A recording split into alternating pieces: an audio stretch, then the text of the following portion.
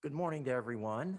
I do have an assistant worship associate this morning who I would like to bring out before I begin.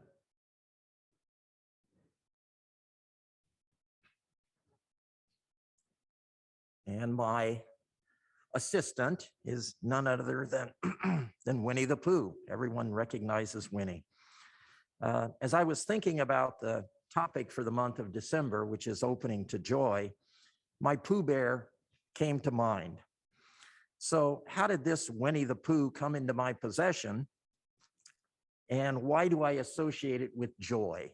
That's the story. Well, during one of my last years of teaching, a small stuffed Winnie the Pooh came to be part of our classroom.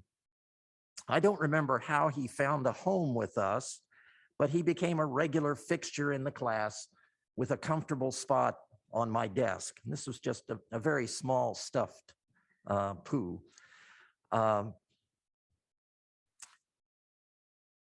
Then one day he disappeared.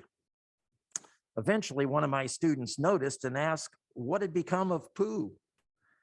I said that he was in hiding, but he had sent us a clue as to his whereabouts. I wrote the clue on the chalkboard. It was sufficiently opaque as to not immediately divulge his location. At the end of the day, Pooh remained in hiding. And so at the beginning of the next day, there was another clue. And this was repeated until Pooh's hiding place was uncovered. He returned to his place on my desk, where he remained for days or even a few weeks, and then back into hiding with more clues and more discussion and brainstorming among the students as they tried to make meaning out of the clues. Pooh was eventually found, and the pattern continued. We had a lot of fun with Pooh that year. They were truly joyful each time they found Pooh, and I felt joy in their collective thinking and their excitement with the search and with their eventual success. Toward the end of the school year, they presented me with this large Pooh as a reminder of our Winnie the Pooh experiences during the year. Even all these years later, it's hard not to smile whenever I see Pooh, as I remember the joy that we experienced. We often associate joy with significant events, a wedding, the birth of a child, a graduation, a celebration of life. And I think joy is to be found in all of those. But Pooh taught me a couple of other things about joy. I believe that it is an emotion that must be shared. In Pooh's words, with a nod to author A.A. Milne, it's so much more friendly with two. And I also believe that joy can be experienced in our daily interactions with each other. Again, in the wisdom of Pooh, sometimes the smallest things take up the most room in our heart. Come, let us worship together as we seek to maximize our Winnie the Pooh moments. Tonight is the last night of Hannukah. And we were talking with a lot of our families about different traditions that they share. And so I thought it would be lovely to think about all the different ways as we start opening to joy that light comes into the world. And so many of the holidays that we celebrate in the winter months are about light. Anybody know why? It's dark. There's more. I think I was reading the other day, there was something like 14 and a half hours of darkness or something when we first turn over. So you can see where there's a lot of lighting candles rituals that happen. And so our friends Lesley and Adam have agreed to help us and tell us a little bit more about the menorah. And then since Kate's so nice to bring her menorah from home, we're going to go ahead and light the one here and let the beautiful menorah shine brightly here throughout the service as well. Hello, UECCI. Hello. I'm Lesley, And I'm Adam. and we're here to light the Hannukah menorah with you. The menorah is usually lit at night. I know you guys are doing this on Sunday morning, but Jewish holidays actually always start in the evening, so the menorah is lit at night. And tonight is Wednesday night, the fourth night of Hanukkah, that we are lighting our menorah. Therefore, 4 candles. Yes, exactly. One candle And the shamash, shamash. the helper candle. So this is the candle that lights all the other candles. The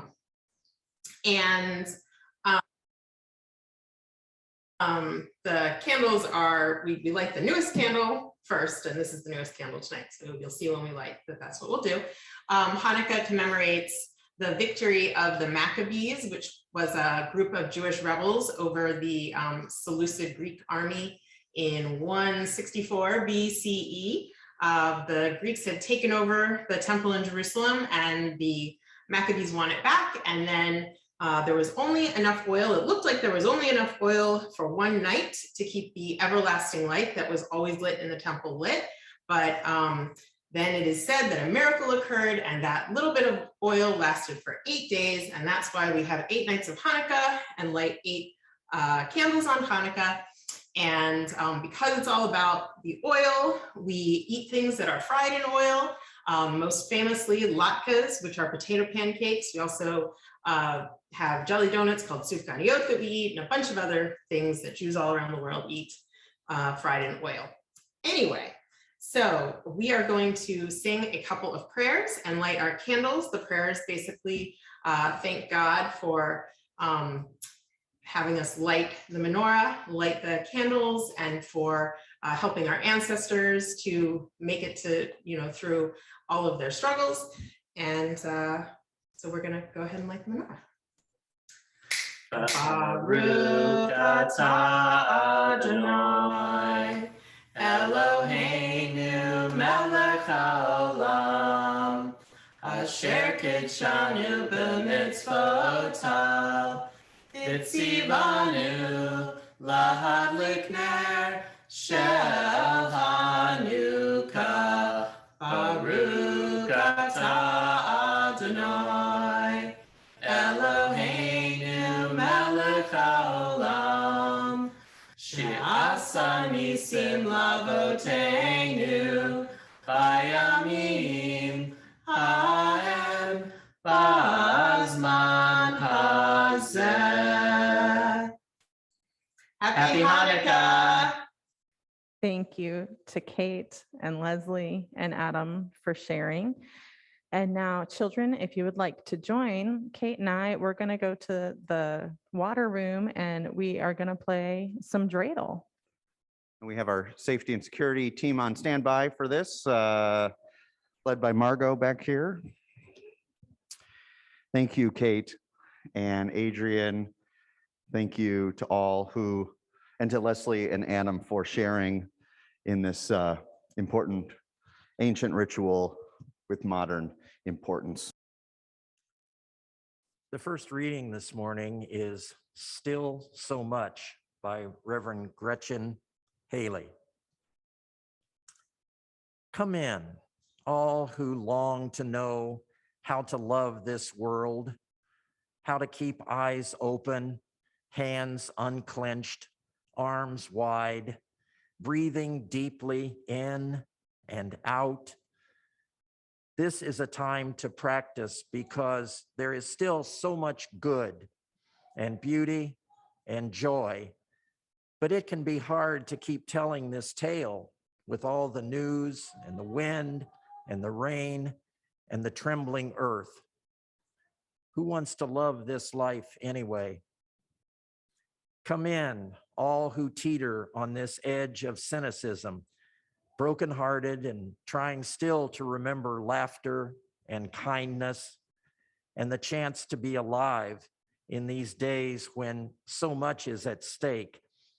In this place, we remind each other why we persist, giving each other courage to take this path that is not always easy to keep practicing.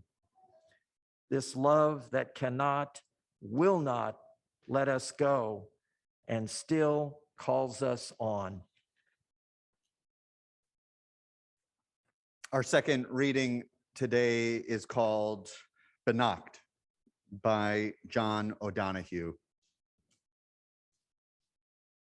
On the day when the weight deadens on your shoulders and you stumble, may the clay dance to balance you. And when your eyes freeze behind the gray window and the ghost of loss gets into you, may a flock of colors, indigo, red, green, and azure blue, come to awaken in you a meadow of delight. When the canvas frays in the currach of thought and a stain of ocean blackens beneath you, may there come across the waters a path of yellow moonlight to bring you safely home. May the nourishment of the earth be yours. May the clarity of light be yours. May the fluency of the ocean be yours. May the protection of the ancestors be yours. And so may a slow wind work these words of love around you, an invisible cloak to mind your life.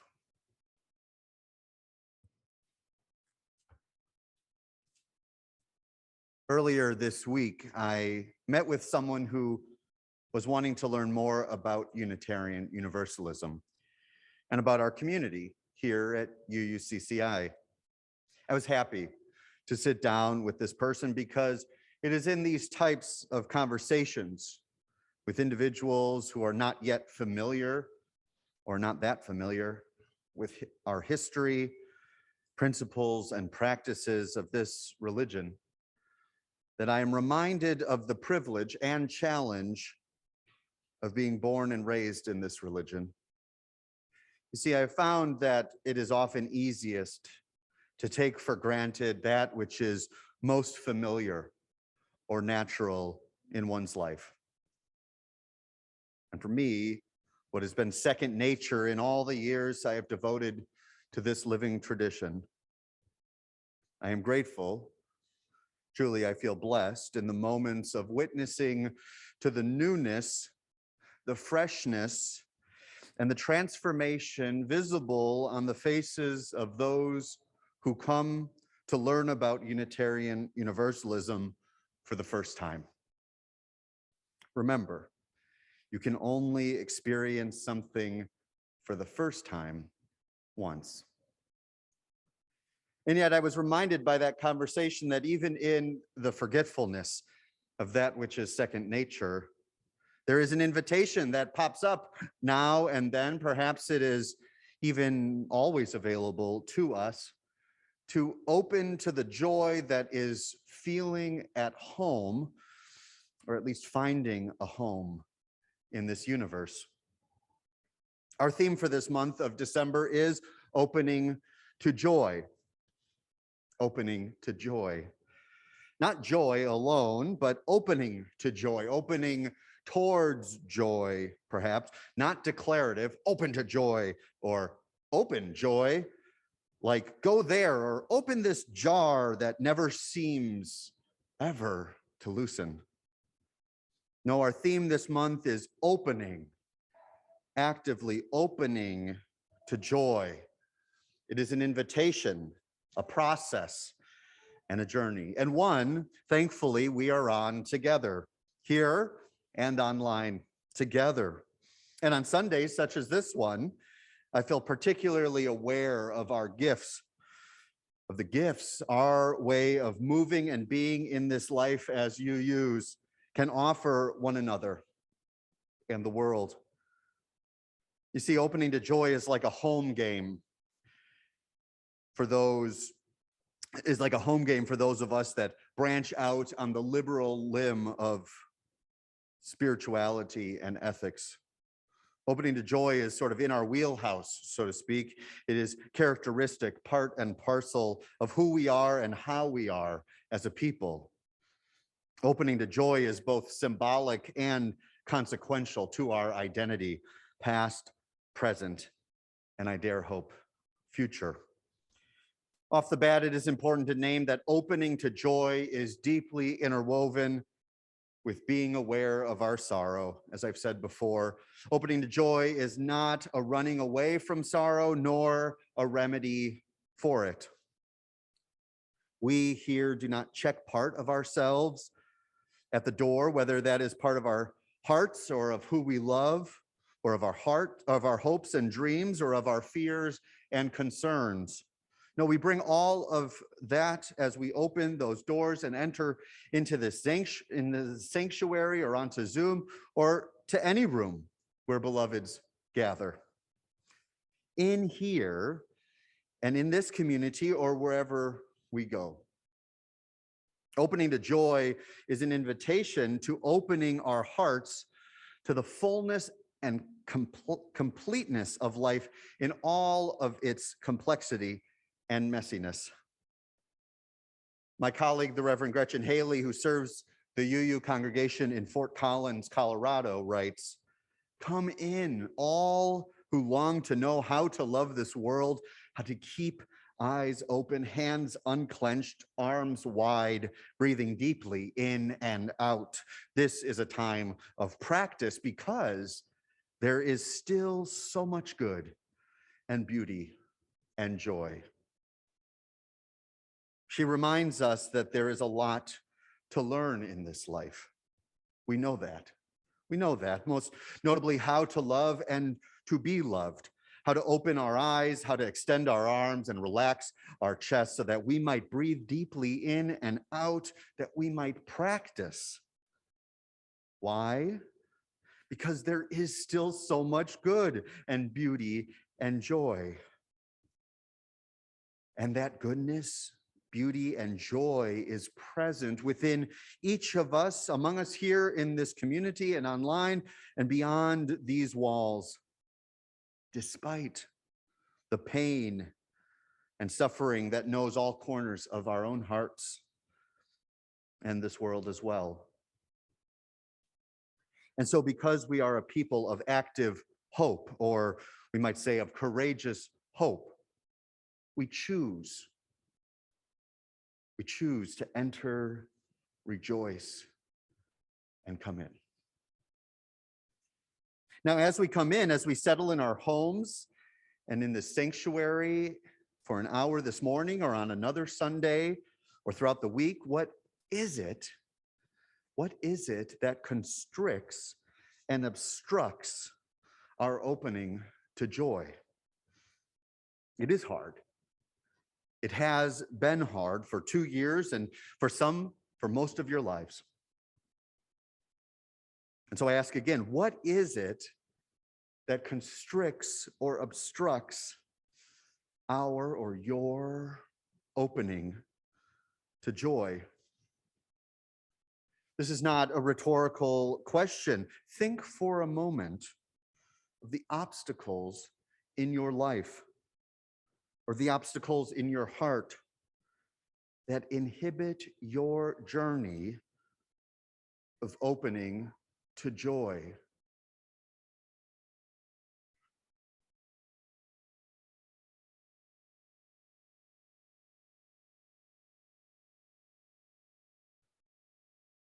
In this season, a season of paradoxical tensions, this season of giving, as the holiday season pulls us, the season of giving, just as the holiday season pulls us at times to isolation and hibernation, this season of lights and candles and festivities, even as the days grow cold and long and short and quiet. In this season, it can be even harder to open to joy. It can feel even gratuitous or even selfish. When so much is in disarray, so much is off that has not been righted. How then do we address the obstacles that rest between us and joy? How then will we move forward? Well, first we name them. We literally write them down or hold them in our minds and hearts, and we even say them aloud, the obstacles. We give voice to the obstacles, to the pain, the uncertainties that obstruct and constrict our opening to joy. We must name them. Please, if you feel comfortable, offer a word or a phrase, type it in the chat box, of what prevents you from fully opening to joy, and I'll say it back.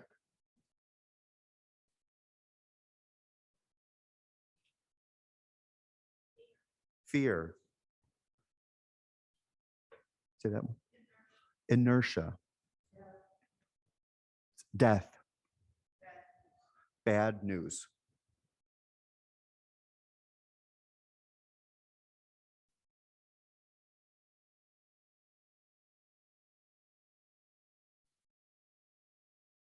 As we name these obstacles and many others that inhibit our opening to joy, we acknowledge their existence. We reckon with the reality that they are present despite our wish to rest solely in joy. And so then, as we name them, as we acknowledge the existence of what stands before us, we are invited once more to open to joy. And the thing is, no matter how much we wish these obstacles to joy, obstacles of joy would disappear, or that we might become fully inoculated and become a joyful herd of life and love, it is more common, I have found, that we must open to joy by moving towards the obstacles, through the obstacles, beside the obstacles, until they are at least in our background. Not foreground, but background. Not forgetfulness or condoning, but toward a space of right proportion and possibility. The possibility of joy is found in our naming and moving through the obstacles alone and together.